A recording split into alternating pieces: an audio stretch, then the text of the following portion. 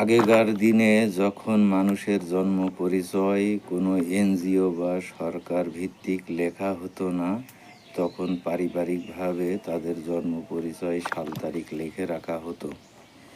তখনকার দিনে অফিস আদালতে অনেক সমস্যাও হতো।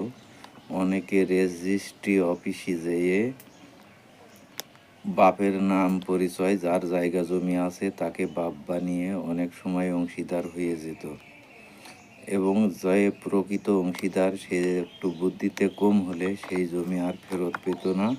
অথচ অন্য লোক যে তার ঔরসগত সন্তান না, সেও সন্তানের দাবি করে সন্তান হয়ে জমির মালিক হয়ে যেত। এই শ্রেণীর মানুষগুলো সমাজে খুব ক্ষতিকর। এই তাদের বংশধর যেখানে যেখানে আছে তারাও এরকম ভয়ঙ্কর ক্ষতিকর, তারাও সমাজের জন্য ক্ষতিকর। তাদের আত্মীয় স্বজনও ওই রকম খারাপ হয়, কারণ হাদিস শরীফে আছে মানুষ তার বন্ধুর ধর্মের ওপর প্রভাবান্বিত হয়।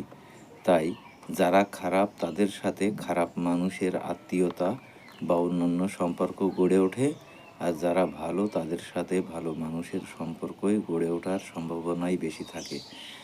তাই আমি বলবো, কোনো মানুষকে যাচাই বাছাই করতে হলে তার বংশের পূর্ব পরিচয় জেনে তারপরে তার সাথে আত্মীয়তার সম্পর্ক করা উচিত। ধন্যবাদ সবাইকে।